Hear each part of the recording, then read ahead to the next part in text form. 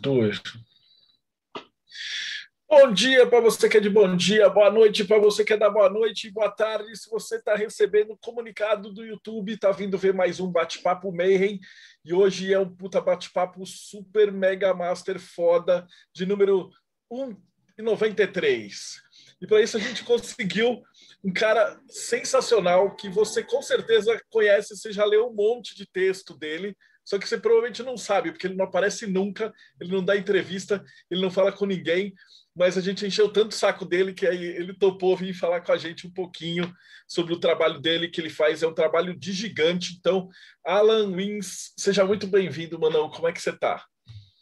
Boa noite, Marcelo. Boa noite, pessoal. Tô bem? Tudo certinho aí? Pô, tudo tranquilo. O cara é super, hiper modesto, mas o trabalho que ele faz no Radnunas, ele vai falar um pouquinho das traduções e trabalho assim. Acho que a Telema no Brasil não seria o que ela é hoje se não fosse pelo teu trabalho, Alan. Então eu queria, Caramba. primeiro de tudo, cara, te agradecer muito pelo trampo seríssimo que você fez, pelos sites, por tudo. E para a gente começar a entrevista, né, a gente vai perguntar que deu errado, né? Então você começou pequenininho, ia na missa, ia na igreja e tal, e aí de repente, depois de 20 anos, o cara tem o maior site telêmico, traduz as coisas, tá livre em Telema, e trabalhando com a Lester Crowley e o demônio, né? Então, como é que foi tua jornada? Então, eu sempre tive interesse por coisas assim mais sobrenaturais, ocultos, sabe? Eu gostava de história de terror, gostava daquelas histórias que o povo conta do ratinho, sabe? Nossa, eu sempre achei o máximo. Mas para mim era ficção, né? Então nunca me liguei muito, nunca fui atrás, era coisa, sei lá, da cabeça, tinha explicação. E eu fazia muita fanfic. Eu gostava de desenhar, então eu fazia histórias, aí copiava lá a história do Exorcista, copiava a história lá do The Evil Dead. Aí, numa das minhas histórias copiadas, ela era uma cópia da Morte do Demônio, né? Onde basicamente tem um livro que ele serve para conjurar uns demônios que dá uma treta lá. Aí eu fiz um plágio disso aí, minha historinha desenhada com seus personagens japoneses, mangá. Só que aí o livro, em vez de ser o Necronomicon, era o Hogozawa. E os demônios, ao invés de serem os demônios kandarianos, igual no filme, eram os demônios enikianos. Eu nunca tinha ouvido falar de nada, de magia, de nada disso. Aí beleza, passou anos, tal, tava um belo dia trabalhando, procurando umas coisas de RPG na internet, magia, não sei o quê. De repente eu abro um site que era Magia Enochiana de John Dee. Eu, nossa, vira uma história. Aí eu pensei que, sei lá, de algum jeito a gente tinha descoberto que eu tinha feito negócio e tal. Aí eu fui ver e era magia de verdade. Aí aquilo me despertou curiosidade, comecei a ler, aí fala do John Dee, que tinha o vidente, que era o Edward Kelly, aí que eles chamavam os espíritos, falavam com eles, tinha o alfabeto, um idioma, e eu vi, putz, isso aqui não é RPG, isso aqui é verdade. Aí foi aí que comecei a ir atrás do assunto, né? Então também Aí, o Trevas tinha essa pegada, a gente põe as coisas tudo de verdade no RPG e a galera ficava doida, via árvore porra, da vida, cabala. levando as crianças para o mau caminho, né? Mas isso aí na época pré-internet, ou já tinha internet. Na pré-internet que eu fazia essas fanfics. Aí quando eu fui para a internet que eu descobri que existia o negócio. Só que, assim, na época, beleza, eu achei esse artigo, mas não tinha muito na internet sobre isso. Isso era, sei lá, 2000 e quebradinho. Mas um dia eu fui numa livraria e tava lá um livro, lá na vitrine. Imagina o que anda para iniciantes do Donald Tyson. Putz, eu preciso comprar esse livro. Mas era 40 mango na época. 40 mango era muito dinheiro para mim. Então eu comecei a guardar o dinheirinho, guardar o dinheirinho. E nisso eu saí procurando coisas. Fui na biblioteca pública e tal. Aí eu fiz um amigo lá que ele tinha umas revistinhas sobre Wicca, da Ed Van Fel. Aí eu li aquilo, nossa, que legal, e falava que magia não era uma coisa ruim, aí tinha uns feitiços, falava de sabá e tal. Aí eu comecei a me interessar por isso também. Aí quando finalmente tive o dinheiro para ir comprar o livro, eu entrei lá na livraria e tinha dois. Tinha esse do Donald Tyson, que era 40 mangos, e tinha outro que era o Millennium, a bruxaria saindo das sombras do... Não, desculpa. E outro livro era Wicca, a bruxaria saindo das sombras do Millennium O'Reilly. Aí eu olhei, aí o preço era mais em conta e tal, fui por aquele ali. Aí nesse livro, se tu pegar, ele começa a falar que é a única Wicca verdadeira garneriana, não sei o quê, fala do Aleister Crowley, aí fala do Gerald Garner, aí eu comecei a ler o Gerald Garner e o cara fala do Crowley o tempo todo. Ele foi membro do UTO.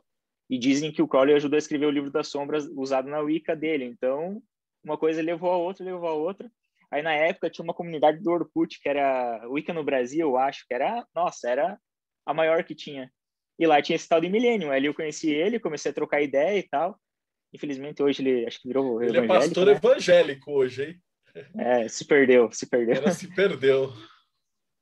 Mas, assim, ele parecia ser autoridade no assunto. E ele tinha um baita no currículo, né? Ele era iniciado na tradição familiar, era maçom e portador da chama do templo de sei lá o quê. E tinha lá um nome, Astrum Argentum. Aí, putz, o que é esse negócio? Eu não sabia nada, né? Aí, um belo dia, eu perguntei, o que é essa Astrum Argentum aí que você é membro? Ele só mandou o link do site do Herman. Aí eu entrei no site do Herman, aí comecei a ler aquilo e, nossa, aí foi meio que amor à primeira vista, né? Não teve, O Herman te devolveu para o bom caminho, né? Debaixo de chibata, né? né? Eu entrevistei ele, ele é super sério, cara fantástico. É, eu assisti essa entrevista. O cara é muito bom. E aí eu comecei pelo site dele. Aí tinha algumas traduções do Mota lá, né? Tinha alguns livros, não era muita coisa, e ali foi o caminho que eu comecei. Só que não tinha um endereço para contato, não tinha nada. O site dele era só texto. Aí eu comecei a perguntar por ali, eu perguntei no Orkut também. Aí teve um cara que você também entrevistou, que é o Pedro Pietro Longo, que ele respondeu: se for a sua vontade, eu posso te ajudar a entrar para. Aí eu, nossa, aí eu mandei para ele. E aí ele me falou, né, que ele não estava autorizado a receber probacionistas, mas que ele ia me ajudar nesse primeiro momento, com as leituras e tal. Ele foi meio que instruindo até me colocar em contato com o Alexandre Nascimento, que também foi entrevistado por você. E aí que eu finalmente comecei mesmo na A. Mas basicamente foi isso. Só que quando eu caí na A, eu caí de paraquedas, eu não sabia nada de ocultismo, eu não sabia o que era cabala, yoga, não sabia nada de nada. Então ali eu tive que começar a correr atrás das coisas. Aí tive que estudar um pouco sobre Golden Dawn, sobre o que era tarô, o que era cabala, o que era isso, o que era aquilo. Eu comecei a meio que... O meu núcleo sempre foi Telema, e aí eu comecei a agregar as outras coisas ao redor. Foi mais ou menos assim que eu cheguei aqui, né? E a ideia de fazer o Radinu, um site dedicado para Telegram? Então, aquela época eu tinha muito pouco texto. Eu não falava inglês, não existia Google Translate, essas coisas na época, então não tinha o que fazer. Aí o que eu fiz? Peguei um dicionário velhão, que era do meu pai, quando ele tinha aula de inglês, e comecei a traduzir. Eu fui traduzindo, aí fui aprendendo, aí teve uma galera que começou a ajudar também, a gente começou a colocar mais textos ali. Então o Radinu, ele agregava o que tinha já traduzido na época, tinha textos do Mota ali, do site do Herman, tinha outros sites no Geocities e tudo mais, e começou a juntar tudo para tentar ter a coleção completa dos livros do Crowley. Aí com o tempo a gente foi traduzindo, e é um trabalho que não acaba, né? Porque é muito material. Até hoje não acabou, né? Tem muita coisa ainda para fazer. Mas assim, foi começando meio que assim, né? Para ser um repositório para os telemitas. Porque se você não fala inglês, como telemita é meio complicado. Não tem tudo traduzido ainda, está muito longe. Eu achava que ele era cheio. O site é muito bem organizado, cara. É assim, falando como um virginiano chato, o site do Radinu ele é perfeito, porque ele é tudo organizadinho, tal, tem os libers, tá tudo ok. É um negócio assim, com os textos e tudo uma organização. Então, o cara que quer começar, ele tem um caminho bem organizado ali. Mas vamos falar então um pouquinho da Santa Ordem, né? Então, o que é Astro Argento? Então, o Aleister Crowley, ele, quando ele soube do ocultismo, ele acabou entrando em contato com a Golden Dawn, com a Aurora Dourada. E ali ele se tornou um magista. Ali ele memorizou várias correspondências da Cabala, ele aprendeu o que era tarô, aprendeu a consagração de talismãs, a evocação de espírito, aprendeu várias técnicas da tradição do Ocidente. Só que chegou um momento que, por causa das picuinhas que tinha lá na época, né, as tretas lá do fundador, ele resolveu que ia sair daquilo, não queria mais se meter com aquilo. E ele começou, né, gastar a fortuna dele, foi para lá, foi para cá. Aí ele descobriu que um amigo dele estava envolvido com o Raja Yoga, com o hinduísmo, que estava estudando mais esse lado oriental. Aí, como ele estava viajando por lá e visitou o amigo dele, ele também treinou o hinduísmo lá. Então, o cara, na época, ele trabalhava para o procurador-geral do Ceilão, e aí ele meio que dava aula de inglês para o filho do cara em troca de aulas sobre Raja Yoga. E o cara era até um autor de livros sobre o assunto, onde ele dizia sobre como profetas não apóstolos da Bíblia eram yogis. Então, ele era um cara assim com bagagem. E ali ele começou a aprender o básico, ele se interessou, ele achou que não tinha sentido no que ele aprendia sobre magia, que yoga era o caminho, atingir o samadhi era o caminho, e começou a se embrenhar por ali. Aí mais tarde o amigo dele acabou saindo mudando o foco do hinduísmo para o budismo, Crowley também foi atrás dele, e depois passou por um período de ceticismo, ele abandonou as duas coisas, para ele, assim, não tinha mais sentido nada com nada, então ele começou a só curtir a vida, foi viajando para lá e para cá, continuou torrando a fortuna, fez algumas escaladas, só que aí em 1906 alguma coisa mudou, ele sentiu o chamado novamente, e aí ele decidiu que ele ia fazer o retiro mágico do Abraham Melin, não exatamente como está lá no livro, com 6 meses de retiro numa casa isolada e tudo mais. Ele resolveu que ia fazer invocação todos os dias enquanto viajava pela China. Então ele estava em cima do cavalo, no barco e fazendo a invocação todo dia, todo dia, todo dia. Faça chuva, faça sol.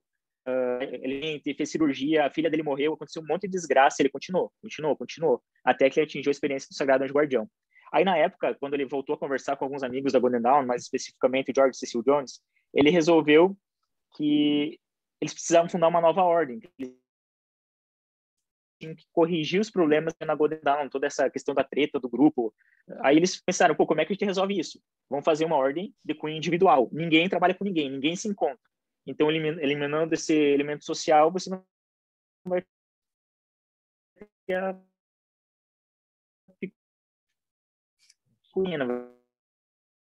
vai ter a treta. Começaram a montar a ordem. Não queria que tu tivesse uma autoridade espiritual.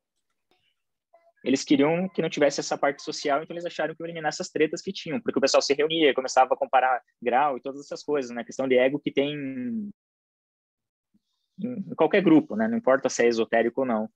Aí eles tentaram mudar isso, mas eles não queriam que a ordem funcionasse enquanto eles não tivessem um aval divino dos chefes secretos. Então eles decidiram que eles só iam começar a ordem quando tivesse uma autoridade. E aí eles continuaram trabalhando, continuaram fazendo os experimentos dele. Na época, o Crowley, ele produz os 777, que são aquelas compilações de tabelas. Ele produz muita poesia na época. E em 1907, finalmente, ele recebe a autoridade que ele queria. Ele entra em contato com o VVVVV, que às vezes é usado como se fosse o mote dele, e às vezes como se fosse uma entidade à parte. Mas eles concluíram que aquela era a autoridade que precisavam. Então, eles colocaram a ordem para funcionar, receberam o Victor Newberg, começaram a planejar publicações para abrir a ordem mesmo para o mundo, e ele recebeu os outros livros sagrados de Telemann na época. Então, teve vários escritos inspirados que são desse ano. Então, basicamente, foi aí que começou a assinar, mais como um esqueleto. E é legal porque a estrutura algumas tarefas dos graus, dos caminhos, eles foram recebidos, foram inspirados, não é uma coisa assim que ele pensou, acho que faz mais sentido cabala aqui, vou colocar yoga aqui, não. Foi uma inspiração mesmo meio que divina. Então, ele tem um texto que é a descrição das tarefas dos caminhos, que foi recebido, inspirado, que está nas publicações oficiais da que é o Liber Viarum Vie, e também tem um texto que é chamado Dos Ordalhos, que é o esboço, o esqueleto da ordem, que foi inspirado. Inclusive, quando ele está escrevendo isso no caderno dele, ele coloca assim uma nota de rodapé. Isso aqui não está muito claro. Perguntar a VVVVV. Sempre falando como se fosse uma outra pessoa, alguém à parte. Hoje em dia, a gente acha que Crowley e VVVV é a mesma pessoa, mas na época parecia que era como se fosse o SAG dele, né? É meio uma relação diferente. Talvez fosse, né? A gente tem umas teorias de que ali não tinha macumba, né? Não tinha umbanda, mas provavelmente eles recebiam alguma entidade que conversava, né? Porque quando você vê a qualidade que você tem no livro da lei, os livros sagrados, os trabalhos de classe A, você vê que é um negócio que está acima do ser humano comum fazendo um texto, né? E aí ele desenvolveu, ficou lá em Londres. Como é que isso veio parar no Brasil? Então, na época ele estava em Londres, então para você ser um membro da ordem, você precisava entrar em contato pessoalmente com alguém, tu tinha que entrar em contato com o neófito, ele ia ter receber, existe uma formalidade para receber a pessoa, que seria ler o Liber 61 e tal, e isso era um pouco limitador, porque então teria que ter uma pessoa fisicamente presente para te receber, você poderia ser recebido por carta, por qualquer modo assim. Então, a ordem não se espalhou muito rapidamente. Só que aí teve um cara, o tal de Herbert Eman, que ele chegou ao grau de neófito, teve 2 estudantes e ele veio para o Brasil. Ele foi o primeiro, não vou dizer telemita, mas o primeiro membro da A do Brasil foi esse cara que veio para cá. E aí ele era meio envolvido com algumas ordens lucianas ali no Rio de Janeiro, mas acho que não vingou, assim, logo ele perdeu o contato. Mas, assim, começou realmente aqui no Brasil com o Marcelo Mota, Marcelo Ramos Mota. Que o Mota, ele foi um discípulo direto do Crowley, do Carl Germer, e ele tinha se mudado para os Estados Unidos para estudar, ele fez letras lá nos Estados Unidos, ele começou o mestrado, mas desistiu, e ali ele teve contato pessoal com o Carl Germer, ia visitar ele na casa dele, ele conheceu toda a comunidade telêmica lá, então quando ele voltou para o Brasil, ele foi o primeiro cara que trouxe isso para cá. que começou a receber gente aqui no Brasil, né? O Herbert Inman, não, ele nunca recebeu ninguém aqui, não. Acho que nem Telemita ele era, né? Ele era mais só um membro da AUN, né? E aí, a partir do Mota, como é que ficou no Rio de Janeiro? Como é que foi essa passagem? Que aí essa parte que o pessoal sempre fala, eu já entrevistei uns 10 telemitas, aí cada um conta a história e do o Mota. pessoal lá fora, né? E aí você tem as tretas, tipo, se é, se não é, se é o discípulo, quem quer, quem que não é. Então, no teu ponto de vista, como é que a Aston Argento se desenvolveu aqui no Brasil? Então, eles acharam que eliminar as tretas por ser uma ordem individual, mas aí tem essa questão da sucessão. Aí a galera, para saber quem que é o melhor, tem que ver quem que está mais perto do Crowley, quem que é verdadeiro discípulo ou não é, qual linhagem é válida ou não é. Então, no fim, tem a mesma treta.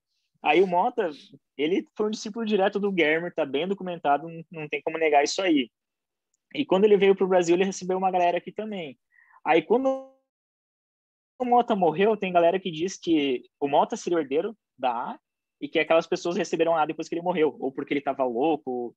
É uma relação assim bem complexa, assim, mas falando do Mota, como o Mota começou, ele foi estudar nos Estados Unidos, conheceu o Germer, foi na casa dele, aí ele fazia as práticas, ele lá, ele trocava carta com o Germer, ele se abriu muito pro Germer, falou muito sobre a vida dele pessoal. O Germer, assim, botava dedo até nos relacionamentos dele, você não deveria estar com essa pessoa porque ela tá te fazendo sofrer. Enfim, ele era meio que um pai pro Mota, né? Que o Mota parece que não tinha uma relação muito boa com os pais dele, mas com o Germer, ele meio que acatava as ideias do homem mais velho do que ele. E aí, lá nos Estados Unidos, ele se casou, teve 2 filhos, ele quase desistiu de tudo, né, para seguir a carreira dele. Ele era escritor, escreveu alguns roteiros que foram para TV na época, inclusive, como era Mark Hamilton, se não me engano, o pseudônimo dele. Só que aí chegou um momento que ele resolveu se dedicar mesmo. Ele começou a fazer as práticas seguidamente, com frequência, e começou a alcançar alguns resultados. Ele até confundia, às vezes ele achava assim que tinha alcançado um resultado super, super, mega, hiper, e aí chegava o instrutor dele, não, Mota, calma aí, baixa a bola. Mas, assim, no fim foi tudo bem. Só que o Germer, ele faleceu muito cedo. Ele faleceu de câncer de próstata, e ele não esperava morrer, então ele não deixou um testamento, não deixou nada disso. Então, quando o Germer, que era o chefe da UTU, morreu, não tinha um líder direto, assim, das 2 ordens. Por isso que tem tanta treta em cima disso, porque é todo mundo tentando provar quem é e quem que não é o sucessor, quem que é o líder. Mas o Mota, assim, ele veio para o Brasil, né? Ele voltou, ele se formou, voltou para cá. Aí ele trabalhou, fez até filme com o Zé do Caixão aqui no Brasil. E aqui ele tentou fazer o movimento telêmico com o SAP. E o que ele fez? Começou a traduzir. Então ele traduzia as coisas, fazia datilografado em carbono e distribuía as cópias entre os amigos dele, os estudantes dele. E ele estava tentando fundar uma OTO aqui no Brasil, né? Quando ele fala, assim, quando o Mota fala em OTO, na época, para ele, a OTO tinha acabado. Não tinha mais movimento muito ativo. Depois ele ouviu falar que o Grant estava ativo, que tinha um pessoal nos Estados Unidos e tal, mas para ele era OTO. Aí ele começou a tentar fazer uma loja. Ele não tinha nem os rituais da UTO na época. Ele começou a tentar fazer um movimento, escreveu os rituais, foi fazendo. Conheceu o Euclides Lacerda de Almeida, que acho que já foi um assunto de outra entrevista. E aí ele começou a fazer um trabalho, tentar formalizar alguma coisa no Brasil. Aí uma das primeiras tentativas de lojas que eles tentaram fazer aqui no Brasil foi onde estava envolvido o Paulo Coelho e o Raul Seixas. Que aí eles eram membros da A, né? Inclusive o Paulo Coelho, se não me engano, estava com o Euclides e o Raul estava direto com o Mota. E aí que foi começando o movimento. Só que assim, o Mota era meio desconfiado, então tinha esse movimento ali com o Euclides, que tentava fazer, na época eles fundaram a Sociedade Novo Eon, fundaram a UTO, né, a loja da UTO que estaria abaixo dessa Sociedade Novo Eon, e também tinha algumas tentativas lá em Ribeirão Preto, com outro pessoal diferente. E um não sabia do outro na época, porque ele não queria colocar todos os ovos na mesma cesta, né? Então, foi começando. E aí, quem começou a ver Telemann no Brasil foi graças ao Mota. Ouvi falar de Telemann por causa do Raul Seixas, tá, mas quem ouviu falar de Telemann o Raul Seixas ouviu falar de Telemann por causa do Mota. Então a gente deve tudo ao Mota, se for ver aqui no Brasil. Ele foi o nosso iniciador. Aquela estrutura, né? Pô, que massa. E falando um pouquinho da estrutura, como é que funciona para um pessoal leigo, né? Porque muita gente vai vir aqui no YouTube e o cara nunca ouviu falar de Aston Argento. né? Ele veio mais porque está escrito Telema gigante, aí o cara vem para olhar. Então, como é que funciona? Então, para alguém que queira entrar, tipo o Rodrigo vai querer entrar na Aço Argento, como é que é o procedimento? Então, a primeira parte é mais difícil, escolher uma linhagem. Tem vários grupos que reivindicam ser a verdadeira A, então você tem que escolher um. A minha opinião é que nenhum deles é 100% correto. Todos eles vão ter algum buraquinho, vai ter algum que saltou o grau errado, que não tem um documento e tal. Então tem que meio que escolher assim um grupo com quem que você vê que tem um trabalho sério e que você tem alguma afinidade, né? Porque às vezes tu vê os caras, eles ali são bem documentados, são fodões, estrutura, mas sei lá, tu não concorda muito com a forma como eles operam. Então, a primeira questão seria escolher uma linhagem. Aí você vai entrar em contato com a chancelaria, falar, eu quero ser um membro. Aí provavelmente eles vão te mandar uma lista de livros para você iniciar o período de estudante. E essa lista é parruda. Você vai ter que ler todos os números do Equinox. O Equinox é um periódico que não é de revistinha, é de livrinhos desse tamanho. Então, são quase 4.000 páginas de conteúdo. E aí começa o problema. Quase tudo em inglês. Por isso que a gente trabalha anos tentando traduzir, porque limita muito você ter que pedir todo esse material em inglês. Então, tem o Equinox que quer? Era a revista do Crowley de ocultismo. Ele chama de Enciclopédia da Iniciação. Basicamente, ele reuniu todas as instruções oficiais da A, que elas são públicas, então na A não tem segredo. Não existe uma monografia que é secreta e você só recebe se é membro. Não, está tudo publicado, desde a época que foi fundada. Então, você vai ler esse material, você já vai ter contato com todas as instruções, mesmo que você não pratique nada agora, você vai saber que lá para frente você vai praticar. E ali também tinha outros artigos de interesse geral, então tinha poesia, tinha peças de teatro, tinha contos, tinha críticas literárias. Então, a ideia é que aquele material se propagasse e que atingisse mais gente, porque nem todo mundo ia comprar por causa das instruções da A, mas se alguém tivesse comprado por causa da poesia, o cara ia ter o livro lá, e um dia no futuro alguém ia achar o livro, então nunca ia se perder. Então tem o Equinox, que seria essas instruções da A, e tem outros livros que são mais clássicos. Tem, por exemplo, a Guécia, tem o Tao Te Ching, tem o Raja Yoga do Vivekananda, o Dogma e Ritual da Automagia do Eliphas Levi, né? Outros livros assim são bem mais curtos, né? Mas a ideia é representar um pouquinho do Oriente e do Ocidente, né? Você ter uma ideia, um embasamento do que é magia, do que é o yoga, o que é budismo, para quando você começar, você não ficar totalmente perdido. Então, esse seria o primeiro passo que eles vão te dar. Para fazer isso, eles vão te dar um limite de 3 meses, mas esse limite não é o máximo. Você não precisa ler tudo em 3 meses e passar para uma prova, não. 3 meses é o período mínimo. Você pode levar quanto tempo precisar. Se precisar de 7 anos, 8 anos, não tem problema. É o teu tempo, é o teu ritmo. Uhum. E no final, esse exame também ele é com consulta. Não é um exame assim que vai fazer uma teleconferência ou vai encontrar com a pessoa e ela vai fazer uma sabatina, tem que acertar tudo.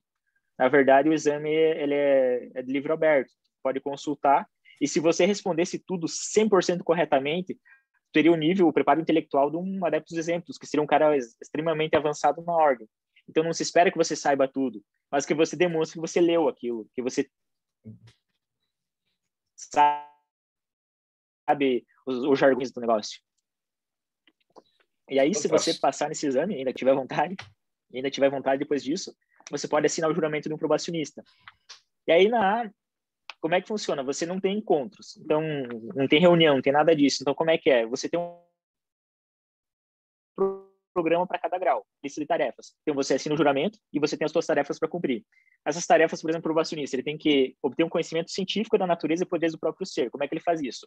Estudando as instruções da A em classe B. Então, ele vai experimentar rituais básicos, exercícios de yoga básicos, invocação, várias coisinhas assim que ele vai aprendendo, e aí ele vai começando a ver, isso aqui eu tenho mais dificuldade, isso aqui eu gosto muito. Então, tu começa a meio que identificar assim para onde você tem mais o dom para seguir. E em todo esse trabalho que você tem na ordem, você tem um instrutor, é como se fosse um conselheiro. Esse instrutor não é um professor, ele não vai dizer, chega aqui que eu vou te ensinar magia. Na verdade, ele é mais como um conselheiro. Pensa mais ou menos como um orientador de TCC. Você faz a faculdade por conta própria, você faz o TCC sozinho, mas ele vai te orientar, vai te ajudar, isso aqui você pode melhorar, isso aqui está faltando. Então, ele é meio que um conselheiro nesse sentido. E é uma pessoa que já passou por onde você está. Na A, você sempre tem que ser instruído para alguém que está um grau acima do teu, até você chegar no último, é claro.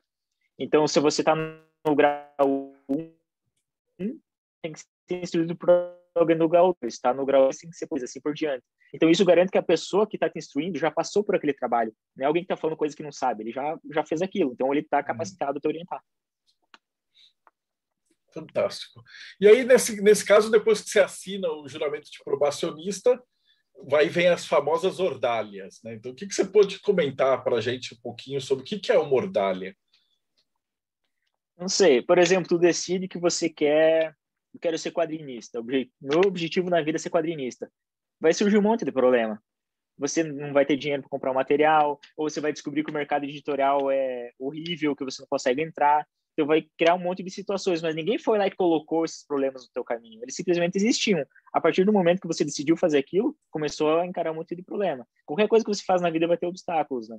Mas a gente tem aquele medo que, sei lá, você vai assinar o juramento e de repente vai acontecer uma coisa ruim na vida, mas não é assim. Você simplesmente, como o Alexandre gostava de falar, quando você toma ciência do outro lado também toma ciência de você, mas não é como se estivesse atraindo coisas ruins, né? Qualquer coisa que você vai fazer, você vai ter obstáculo.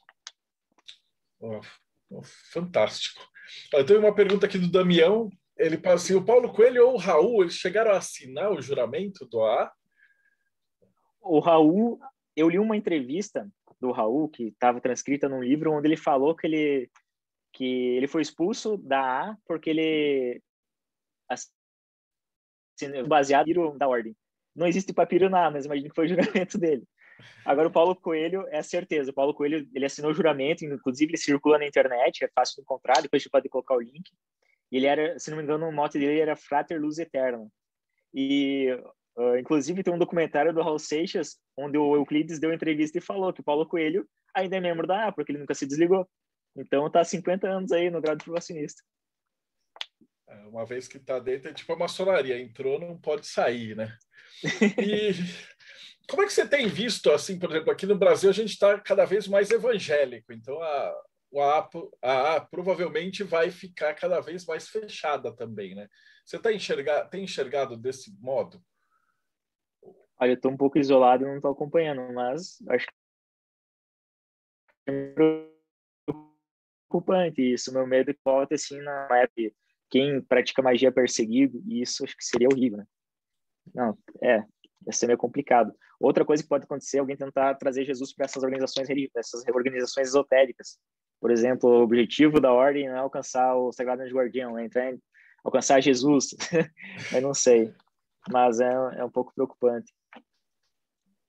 Preocupante. E agora falar um pouquinho da parte você fez a tradução recentemente do Vivendo Telemann, não foi? Isso. Ajudou a organizar. Eu entrevistei o David, que é um cara fantástico. Como é que foi esse processo? Você chegou a conversar bastante com ele? Só fez o trabalho de tradução? Como que foi esse... Aliás, vamos do começo, vou voltar um pouquinho. Do que se trata esse livro, para quem não conhece? Sim, Telemann é brabo porque tem um porrilhão de coisas para ler. Você começa a ler isso aqui, aí te dá uma lista com 500 livros mais ou menos. Igual eu falei sobre período de estudante. Telemann não é diferente, tem muito livro, muita literatura e é complicado. E aí o livro dele, ele é muito acessível para iniciante, porque ele fala o que é Telemann de uma maneira bem simples, bem acessível, não precisa ser um erudito para ler aquilo, é bem fácil de digerir, e ele explica quase todas as práticas básicas essenciais. Então tu vai ver um pouquinho de yoga, um pouquinho de cabala, um pouquinho de invocações, de consagração de talismã, tem um capítulo, tem exemplos de rituais. Então, ele fala de tudo e fala assim com um pouquinho de profundidade. Então, para o iniciante tem digerível o suficiente para você começar, e para quem já tem algum contato, você consegue se aprofundar um pouquinho, né? Por exemplo, aqueles exemplos de rituais são ótimos para quem já tem um pouco de bagagem, mas não sabe como elaborar, né, estruturar um ritual ainda. E aí eu sempre achei esse livro bem bacana, muito acessível. Eu ouvi o podcast que deu origem a ele, mas eu traduzi ele mais para atrair atenção para o TOTS, né, para o Templo da Estrela de Prata, que eu me tornei aluno do TOTS já tem acho que uns 8 anos, porque eu sempre fui fã da Soror Meral, que é a pessoa assim que autorizou a fundação dessa ordem. E aí eu pensei, putz, como é que eu vou divulgar isso no Brasil? Vou traduzir esse livro. Então foi aí que começou esse trabalho aí. E aí... Vocês têm ideia de trazer o TOTS para cá? Então, o TOTS tem uma complicação. Ele tem duas modalidades de afiliação. Tem a trilha acadêmica, que é basicamente uma escola, onde existem 4 cursos e você consegue fazer de qualquer lugar do mundo. Não importa se está no Brasil, na China, em qualquer lugar, desde que você fale ou inglês ou português. Então, a gente já tem isso no Brasil. E tem a trilha iniciática. A trilha iniciática é mais complicada. Por quê? O TOTS, o Templo da Estrela de Prata, ele é uma ordem que é uma descendente linear da Golden Dawn. Então, você já sabe, né, de cara, que vai ter um templo, que vai ter oficiais, e aí você precisa ter esses oficiais no Brasil. Uhum.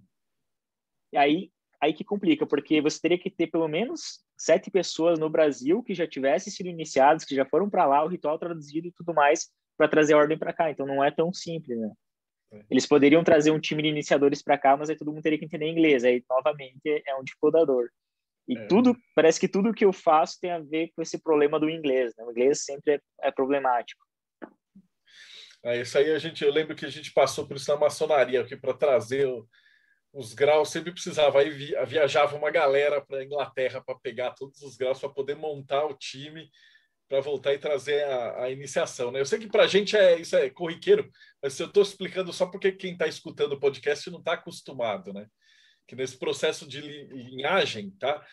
Você precisa ter a pessoa que está iniciada. Então, ou você paga a passagem, etc. e tal, e traz a galera para cá para formar o time, ou quem quer vai para fora, né?